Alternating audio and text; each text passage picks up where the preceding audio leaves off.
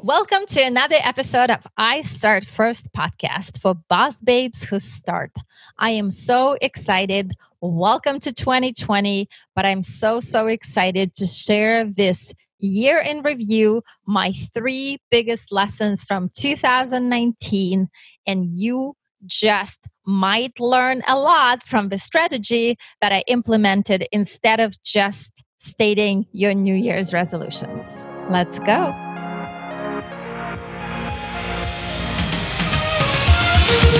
Hi, loves. Welcome to iStartFirst podcast, the show for boss babes who start ideas, businesses, dreams, and lifestyle. I'm your host, Alenka Cullinan, founder of iStartFirst, speaker, author, and business coach, aka Queen of Pushing Boss Babes Off the Ledge. On this show, I chat with epic humans who are guaranteed to up-level your business and mindset. Are you ready to sparkle up? Let's go. Hello, ladies. Welcome to yet another episode of iStartFirst podcast. And this one is very special, dear and near to my heart. 2019 year in review. Yes. I know it sounds so excited for us because we are right in this first week of January. We are right in our 2020 New Year's resolutions. I'm sure a lot of you had said some incredible things with some friends and champagne or water or whatever is your drink of choice. But we get so excited. We get so fired up. But here's the thing. I am not a big fan of New Year's resolutions. I've shared that before. I'm a much bigger fan of reviewing, revising, rewriting, redefining your goals. So I think before we all set the New Year's resolutions, if you haven't done so yet, I suggest that you look back at 2019 and have a real thorough review of what happened, what type of goals you've set up. Have you reached those goals? If you haven't, why or why not? This usually leads to much richer conversations. It also leads to a very provocative thought process. It definitely leads you to some understanding, rethinking, and, really micro analyzing almost to a degree of everything you've done this last year of 2019. For iStartFirst, and for me, it's absolutely been incredible, but it's been a mixed year, to be honest. It was probably the year of one of the highest growth, but also the year of really low lows. And that's okay. We've had incredible success. We've run 2 iStartFirst Summits, multiple small workshops. So hundreds and hundreds of women were touched. And that makes me so proud and so excited working with my incredible iStartFirst ambassadors. I could never do it without them, with my amazing assistant, with my incredible intern.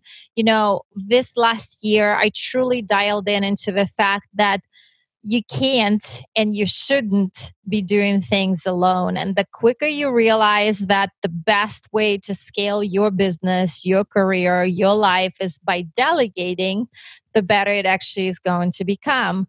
And you see, we as women especially think that we are such great multitaskers. We think that we can do anything, that we got it all by ourselves. But in reality, you shouldn't be multitasking. You shouldn't be doing tasks that take away from your highest calling and your highest purpose.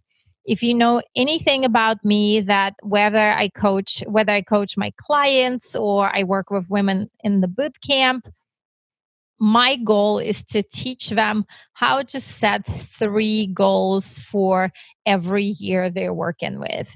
And in those 3 goals, we always look at 90-day increments, because that's about what it takes to really get some type of momentum going. And then we also have monthly check-ins. But I feel that a lot of times we don't hit our goals because we're afraid to attach them to numbers. We're afraid to attach them to particular outcomes, whether it's, the outcome of impact and X amount of customers or an X amount of humans or an X amount, whoever you are affecting, or we're afraid to attach it to numbers as in money, right? As women, we shy away from profits so often that we just really don't want to call out big numbers because they make us feel uncomfortable. So, this year has definitely been an incredible growth for us in iStartFirst. And, I have seen incredible growth for some of my clients. I would say the biggest win this year was seeing one of the clients, a woman who I coached, 300x her cost for cost for services. So what she was charging her clients, we 300x'd her price. And no, she didn't lose everybody. She still had clients and continues to sign clients, because I feel that as women, we have such hard time charging our worth and charging our value, what really is the worth is. Because, a lot of times when we start out, we want to serve everybody and we want to have this really big crowd of potential customers, which is not the case and shouldn't be the case. You should know your niche. You should, sell in a small group or to a small group and empower them and excite them and talk directly to them. And the better you know your customers or your clients or the group that you're serving, the better success you're going to experience. But on top of that, because we're such nurturers and lovers and givers, we want to convince everybody and love on everybody and please everybody. We often don't charge our value. So we go for the lowest possible amount. And that is why I have such love for seeing my clients or women in the boot camps or even at events realize what their worth is, because remember, you are not charging based on years, or you're charging based on the experience that you had, that you have gone through, that you prepared yourself for serving all these clients at this point. So when you are working with, figuring out your pricing, it's not about even comparing yourself to other people. It's truly looking at the experiences you've had, the service that you have done. And yes, you have many times heard the saying, fake it till you make it. Maybe you only served one client or two clients, but think of how many experiences you've had. You see, it's not about the number of clients you're serving necessarily. It's amount of experience and the knowledge that you have about that particular topic that you've studied, that you have gone maybe to school for, maybe you have paid for certain courses. So that value that you are delivering is based on that whole experience. So you need to be very direct and very cautious about that and truly establish your value early on. Your clients have to have skin in the game too. That's why I'm such a non-believer into freebies. I mean, yes, giving freebies to people to, get them excited or get them on your list or whatever other tactics are working for you, that's great, or strategies, but you need to remember that the services you provide have taken you time to get to that level. So you need to value your worth and you need to charge accordingly. So if you're still struggling with that in 2020, I'll do another podcast on that, and I will have some experts talking about that, determining your value, determining what your price points should be. But just in general, remember that. And so in connection with that, because you have such struggles with charging your value, oftentimes we are scared to announce what type of profit or impact we want to make. And to be honest with you, I have recently seen a post that irritates me to no end, where women say things like, I'm all about impact and not about profit. Well, first of all, you will never hear a man say that. That's just the truth, because the conditioning we have gone through, that's our own beliefs. In reality, you want to create impact and profit. And as a matter of fact, the bigger profit you create, the more impact you can create. Because when you become abundant, when you have those resources, as a nurturer, you will go out there and impact more clients, more people around you, more loved ones. So your goal and your strive should absolutely be the impact and income. It's not one or the other. They're not mutually exclusive. And, a lot of times I particularly don't focus on numbers, and that's okay in the sense of I don't focus on the amount of money that we are planning to make, but I absolutely 1000% focus on understanding the type of impact we're trying to create. And money is directly attached to that. So I absolutely look at the profits. I absolutely write down my numbers. I just heard an expert recently who said something pretty true. They said that if you cheat on your money, if you ignore your money, it's no different than any relationship, right? If you cheat on it, if you ignore it, if you just don't pay attention to that, it's going to treat you exactly the same way. And I feel as women, we definitely drop that sometimes, that we don't pay attention to how our money operates, how it all comes together, how it all works together. So you have to be very, very careful with that. And I would highly, highly encourage you that in 2020, that's one thing I learned in 2019, you have to write down an exact number that you would like to create. And I mean the number of dollars you would like to bring into your life, into your business, into your family. And then you calculate backwards. You calculate backwards from that point of what exactly it's going to take. Because, I see it in and out all the time, especially with young companies where they're like, we want to be $1 million company, or we want to be a $10 million company. And then they can't even tell me the number of products they need to sell to get to that amount, or the number of services they need to provide to get to that amount. So I highly recommend it that you actually sit down, you write down the number of profit, the number or the magic number of the profit you would like to create. And then you break it down by month. You also break it down by a number of products you're trying to sell or services you're trying to sell. And what exactly, like almost create a blueprint. And like I said, I'll talk more about it further into the year, specific blueprint that you are trying to create to get to that level.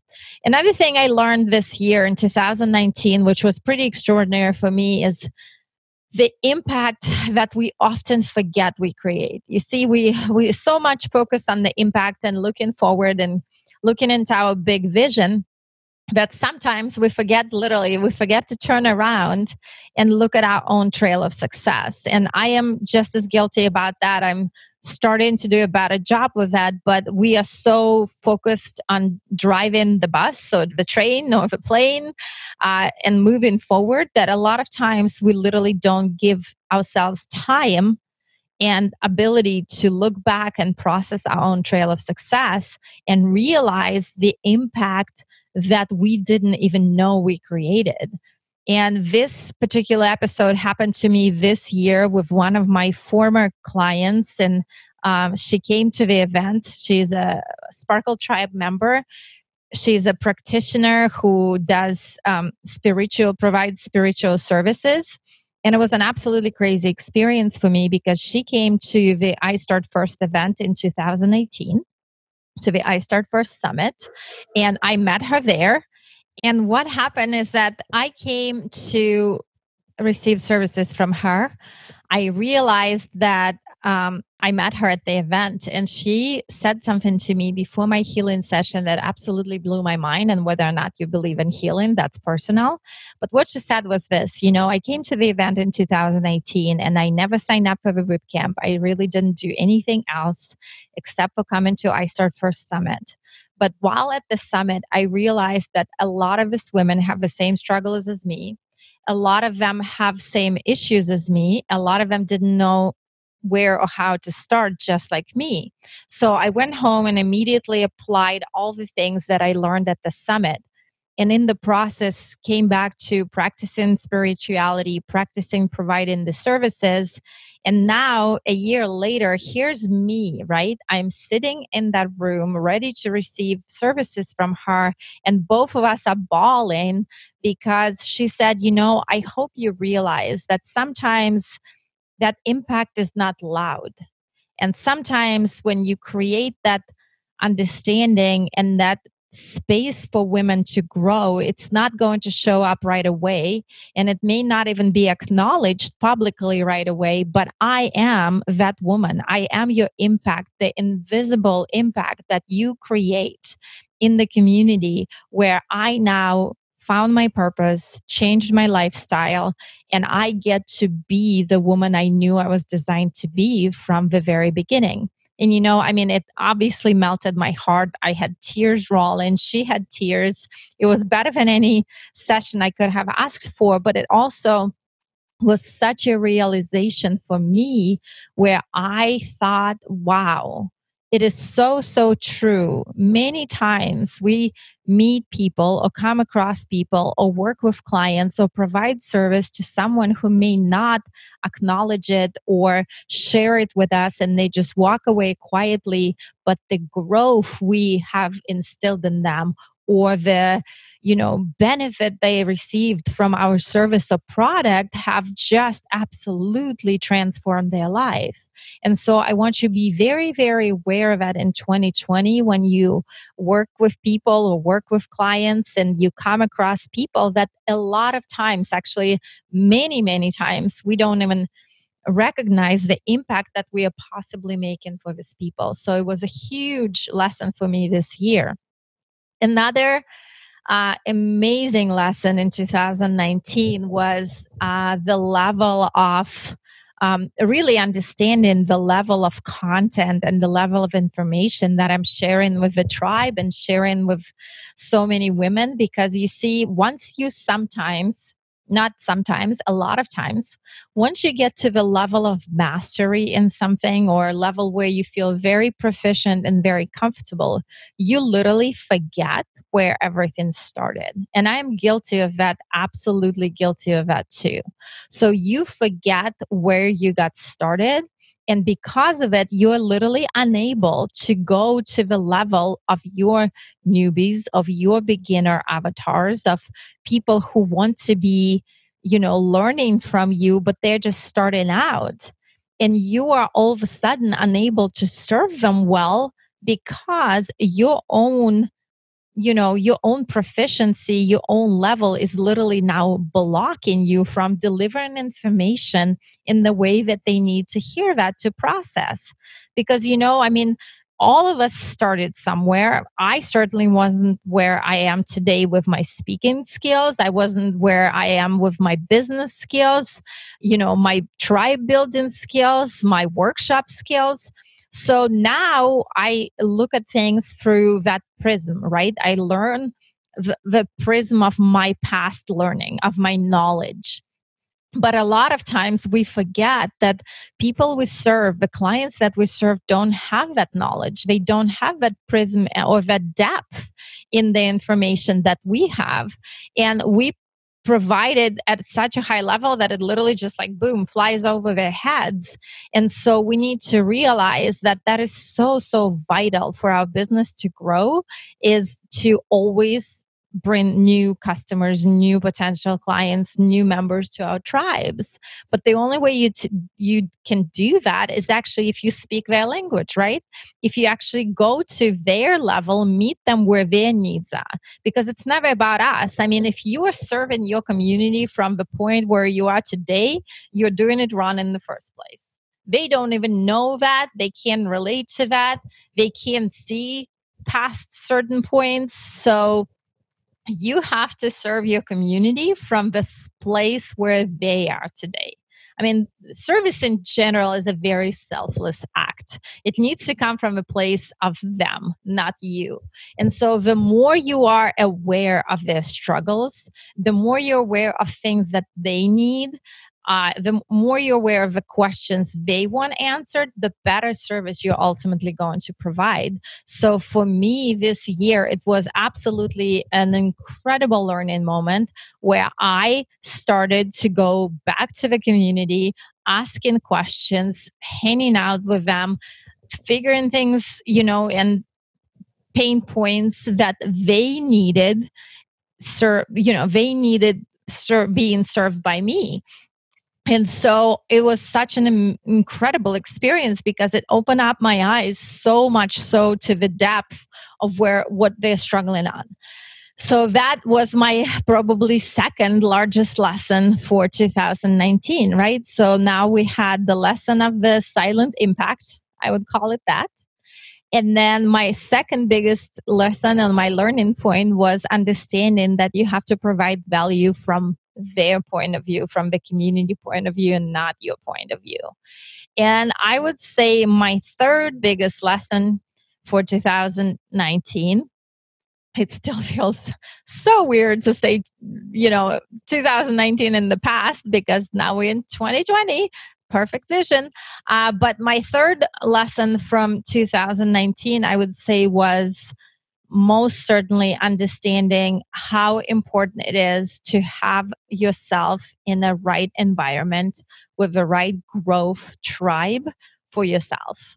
Because you see, yes, it is absolutely great to have the community that you build. It is absolutely great to find perfect customers that you want to serve.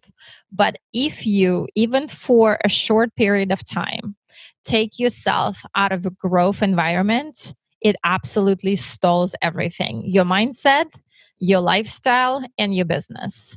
You see, the minute you get comfortable and stop doing things that you know that you need to be doing, the minute you stop treating your growing business like a startup at whatever stage of the game you are, and when you get yourself out of the growth mindset, it literally is only two options. You're either growing or you're stalling.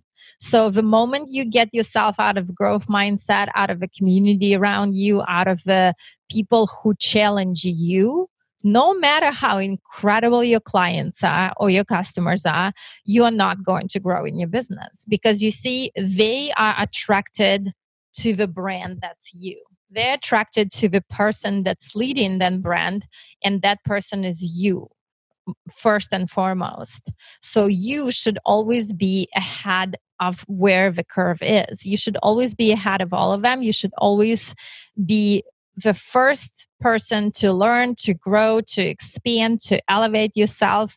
So that is why, and I talk about it often, all successful coaches have coaches, right? All successful players, you look in any sports industry, all of them have coaches. They have multiple coaches most of the time. It's not because they don't have the knowledge. It's not because they can't find the knowledge. They can go and find the knowledge, most certainly, but they do it because, one, it saves you on so many shortcuts. It saves you on so many issues that you can now bypass because your coach most likely had, they ahead of you, step of the game, a few steps ahead. So they most certainly can save you some missteps on the journey. But more importantly, they also know how to, just like you do it with your tribe, they also can see the pain points, the questions that they need to be answered, and the struggles that you're going through. So they're going to pull you, right? It's almost like climbing, where they're that person who throws the rope down. And yes, if you can free climb that wall, you can absolutely do that. But now that you have the rope and you're climbing, you're doing it twice as fast. So this is no different in this instance. They're giving you that rope and they're helping you go up way faster than if you were doing it on your own. So this year, I actually added another mastermind to my personal coaching. So I have two different coaches. And then I also added a mastermind group. And the expansion of going there for 2 days, honestly, that just blew my mind. That completely reminded me how much I needed that and obviously you have to be in the right environment. I'm not saying you just have to go and sign up for whatever mastermind or coaching. No, you need to find something that's beneficial for you in your industry, in the area you want to grow in. If it's relationships, if it's business, maybe it's both, or if it's your physical abilities. So whatever it is, your weak points. You don't need me or anybody else tell you what is your weakest point in your business. And if you don't know, maybe you just need a general life coach to start with. But most of the times you do know what your weaknesses are. Like, I know that my weakness, for example, is even though I go to the gym 3 times a week, I still do not love it. That is why I have my fitness coach, who was on the podcast last year, the Booty Queen. I have her not because I can't go and work out in the gym on my own.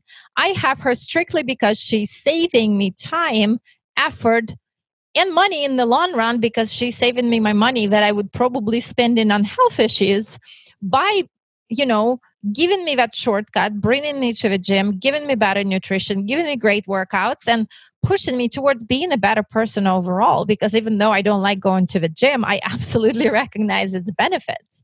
I absolutely know that when I come out on the other side, I feel incredible.